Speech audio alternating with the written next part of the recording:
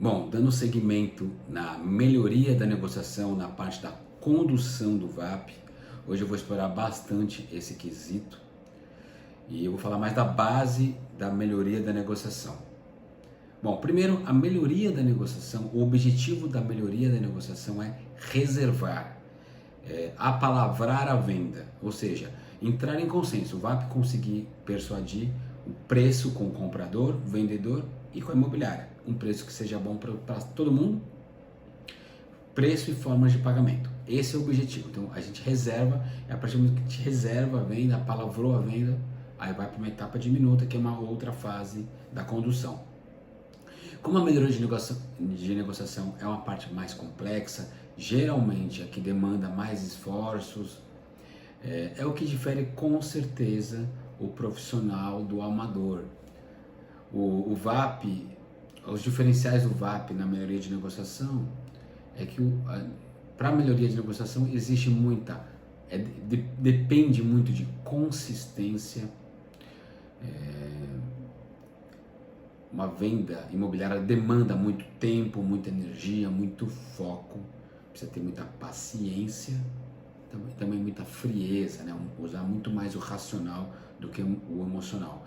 Com certeza é um diferencial aqui da Marcos Pimenta ter uma cédula que só faz negociação, justamente porque a especialidade do VAP é fazer a negociação, então são focados em fazer a negociação.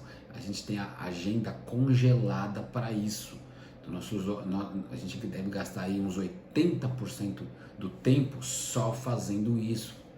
Vejo algumas outras empresas que às vezes é o corretor que faz a negociação e o corretor tem uma série de atribuições e aí consequentemente ele não consegue usar com tanta maestria a consistência, a frieza, a paciência e por aí vai. Então o que difere com certeza o VAP de uma outras imobiliárias e o que difere também o profissional do amador é que a melhoria de negociação, que é uma etapa pré-reserva, muito comum, praticamente toda venda tem a fase da melhoria de negociação, demanda muita consistência, porque pode demorar dias, meses, às vezes até anos, dependendo do tamanho da negociação. Então demanda muito consistência, foco, porque você vai gastar muito tempo, muita energia e você precisa estar especializado nisso. É isso que difere, porque quem não é muito focado nisso, né, acaba parando no meio do caminho porque não está mais com paciência de negociar e não está com aquela energia toda para negociar. É basicamente por isso. Então hoje eu vou falar da base da melhoria de negociação. O que é tão importante assim na melhoria de negociação? Hoje eu vou falar de uma técnica que nós usamos muito aqui, que são os gatilhos mentais. Os gatilhos mentais são técnicas de persuadir, de influenciar as outras partes de uma forma ética, íntegra, mas nós usamos muito em praticamente todas as negociações. Eu vou falar aqui de 6 gatilhos mentais que nós mais usamos. O primeiro é o gatilho mental da história.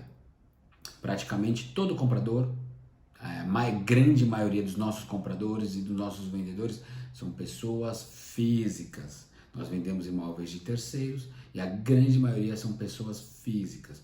Então, atrás de uma pessoa física sempre tem uma história. Então, o VAP precisa ser um perito em coletar histórias. Comprador, esse vendedor, por exemplo, né? Comprador, esse vendedor morou no imóvel há 20 anos, foi transferido de cidade, não tem mais sentido ele ficar com esse imóvel, está querendo comprar um outro imóvel na outra cidade, é por isso que ele está vendendo. Mas ele conhece todo mundo aí no condomínio, na rua, enfim. O vendedor, esse comprador, mora de aluguel no mesmo bairro, conseguiu levantar um capital na empresa, vai financiar a diferença. O sonho dele era comprar um imóvel no seu condomínio.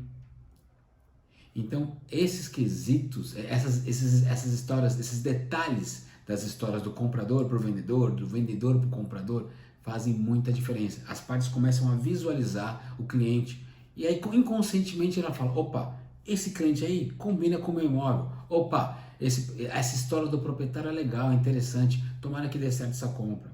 Então, ser um perito em contar histórias. As pessoas gostam de ouvir histórias. As pessoas confiam em humanos, né, e não em máquinas, principalmente numa comercialização imobiliária. Seja perito em perguntar por que você está comprando, por que você está vendendo, da onde você está vindo. Questione, seja curioso em saber um pouco da história do comprador, do vendedor, que as pessoas gostam muito de ouvir. Inclusive depois, quando você estiver tão habituado a fazer muitas histórias, e contar história, você vai contar a sua história, de onde você está vindo, tanto a sua trajetória profissional, como às vezes uma história pessoal, não importa. Conte histórias. Ao longo das tratativas de negociação, conte histórias. Inconscientemente, você está influenciando a pessoa a confiar em você, que é uma das coisas mais importantes da venda, e aí vai ser mais fácil de pular a etapa. O segundo gatilho é o gatilho da escassez. É um gatilho muito poderoso, muito valioso. Praticamente toda venda precisa ter uma pitadinha de escassez. Não pode exagerar, mas é saudável ter escassez. A escassez, o lema da escassez é: as pessoas dão mais valor porque elas julgam ser difícil de conseguir. Em contrapartida, elas dão menos valor, elas não costumam dar valor os que elas julgam ser fácil de conseguir. Então é muito comum um comprador, às vezes, se gabar aí que ele está com uma proposta, querendo pagar, fala assim: comprador, calma lá, veja bem, você está querendo comprar um imóvel, bacana, maravilha, seu perfil é legal. Só tem um detalhe, esse proprietário está recebendo muitas visitas de clientes como você. Tem muita gente de olho nesse imóvel. Esse imóvel tem os seus diferenciais. Então, vamos ver se a gente consegue conciliar. Então, você está usando uma escassezinha para o comprador, porque, você pode perder, hein? Você pode perder. Mais ou menos isso que você está falando inconscientemente. E para o vendedor é a mesma coisa. Ele está tá legal lá, está recebendo proposta. Não, eu quero só isso e tal. O proprietário, veja bem, o comprador, ele gostou do seu imóvel, tem real interesse. Porém, ele não está vendo só o seu imóvel. A gente tem uma série de ofertas parecidas, similares. Ele está procurando um imóvel, ele também está querendo fazer um bom negócio. Então, ele quer um bom custo-benefício. Ele não está fechado com o seu imóvel. Se a gente não entrar no consenso, ele vai comprar outro imóvel. Então, mostra para o proprietário também que existe uma escassez, ele pode perder o comprador. Então, de uma forma moderada e sabendo usar na hora certa, a escassez é muito saudável. O comprador fala: opa, peraí, aquele perfil de cliente eu não posso perder, encaixa legal com o que eu estou precisando hoje. Não, tudo bem. Então, quando você joga a escassez de uma forma íntegra, é muito comum as partes inconscientemente falar: eu não posso perder esse cliente. Então, aí naturalmente, as partes tendem a ceder na negociação. O terceiro gatilho mental muito importante também é o gatilho da razão. É muito comum numa compra e venda, ou o comprador, ou o vendedor, ou ambos, imporem condições que não tem muito sentido numa negociação. E o condutor do VAP precisa: opa, pera lá. Isso aí não tem sentido, que você está pedindo por causa disso. Usar a razão, né? Então, por exemplo, aqui, às vezes um comprador fala assim: eu quero comprar esse imóvel, mas eu não vou dar nenhum real de sinal. Só vou pagar no banco quando a gente sair o financiamento. Aí o condutor do VAP vai ter que usar o gatilho da razão. Vai falar: comprador, veja bem, você está comprando um imóvel de, por exemplo, 600 mil reais, já está tudo certinho aqui, está bem redondinho. Só que nesse período de 60 dias que deve demorar para sair o financiamento, o proprietário vai ter despesa de condomínio, IPTU, luz, gás, às vezes prestação, se ele estiver pagando. E imagina se aparecer alguém que paga: eu quero pagar 615 no seu imóvel e à vista, agora eu dou 100 mil de sinal. Você acha que ele vai pensar duas vezes em continuar com você, sendo que você não quis dar nenhum sinal para ele? Isso pode acontecer, isso é uma realidade do mercado imobiliário. Isso faz a pessoa pensar: então calma aí. Porque o sinal é uma segurança para o proprietário e uma segurança para o comprador. Então é um baita de um negócio dar sinal. Então o VAP está usando o gatilho mental da razão para persuadir ele a falar: opa, fica comigo. E às vezes o proprietário, a mesma coisa, ele impõe alguma regra, alguma condição, E, por exemplo, ele quer um sinal de 50% do valor do imóvel. Eu falei, oh, calma aí, isso não tem sentido, pedir, a gente vai dar um sinal de 10% mais ou menos, porque isso é muito alto, não é de praxe, o comprador pode ficar um pouquinho desconfiado. Enfim, a ideia é só usar a razão para persuadir, falar assim, ó, isso que você está pedindo não tem sentido, por quê? Por causa disso, disso, disso. Então, gatilho real mental da razão é uma forma de influenciar as partes, e depois que a pessoa acata o que foi pedido, ela acaba até respeitando mais o condutor do VAP. Gatilho mental da curiosidade. As partes, o VAP precisa sempre testar ansiedade, reciprocidade e até a curiosidade do cliente. Numa negociação que demora semanas, dias, semanas, meses, você conseguiu evoluir alguma coisa, né? Por exemplo, tava aqui, o comprador pediu 500, o vendedor pediu 600 e o condutor do VAP conseguiu 550 de contraproposta depois de 15 dias brigando com o proprietário. Em vez de ele falar no WhatsApp, olha, eu consegui uma contraproposta de 550 mil, o condutor do VAP vai ligar, vamos dizer que ele não atendeu, ele vai testar a curiosidade. Fala assim, comprador, tem uma novidade para você. Quando possível, pode me retornar? Só isso. E aí a ideia é que instigue a curiosidade da pessoa. A pessoa me liga daqui uma hora, por favor. Beleza, eu te ligo, tal. Agora eu vejo algumas pessoas que falam, olha, consegui uma contraproposta de 550 mil. Você acabou com a sua estratégia do VAP.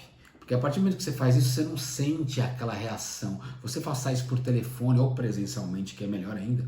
Mas vamos dizer que por telefone você consegue passar que você conseguiu uma contraproposta de 550 mil. Essa é a hora sagrada do VAP. Porque você vai ouvir qual vai ser a reação imediata do comprador em ouvir que você conseguiu 50 mil de desconto. Qual vai ser aí aquela ansiedade dele, qual vai ser a reciprocidade. São esses comportamentos valiosos que do comprador que o VAP acata, que vai ajudar nas estratégias de seguir. Então, testar a curiosidade com certeza ajuda muito. Outro quesito muito importante que é o gatilho do desvio de foco. O condutor do VAP, até os corretores também, precisam ser peritos em desviar o foco. Negociação de imobiliário é muito pesada, muito chata. Ficar falando sempre a mesma coisa, que o imóvel tá barato, que o vizinho pagou mais caro, ou que o acabamento é diferenciado, e falar sempre as mesmas coisas, empurrando no sentido da venda, não é saudável para uma compra e venda de imóvel. É muito importante parar de falar disso e começar a falar de outros assuntos que às vezes não tem nada a ver com a venda.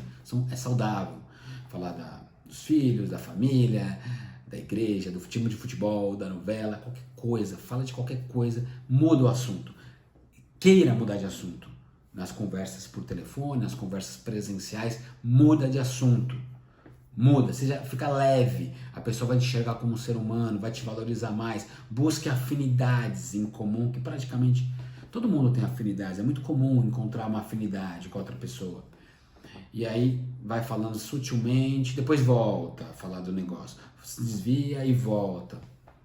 As pessoas valorizam muito quando o condutor e quando o corretor não fala só do negócio, fala de outros assuntos, tende a encaixar mais e confiar mais no profissional. E aí vai ficar muito mais fácil de seguir com ela quando você retomar para falar do negócio. A pessoa vai estar com a guarda, tende a estar com a guarda mais baixa e vai te ajudar a seguir para as próximas etapas. E o último gatilho que a gente usa muito, que é o gatilho desapegamento. O VAP já está tentando negociar dias, semanas, meses, está fazendo todas as estratégias, está mostrando boa fé, está mostrando que é uma pessoa empenhada, mas não está rolando, não está indo, não está dando liga, parece que alguma coisa travou, às vezes é do comprador, às vezes é do vendedor, não sei. É importante o VAP deixar com clareza, depois que fez todas as estratégias de gatilho, já mostrou todas as demais estratégias de condução, é importante o VAP com clareza passar para o cliente. Cliente, estou aqui tentando negociar há muito tempo, eu vejo que você é um potencial, eu vejo que o vendedor é um potencial. Mas se você não estiver feliz em seguir, se você não estiver confortável de seguir, a gente para por aqui e tá tudo bem. Tá tudo bem, não tem problema nenhum.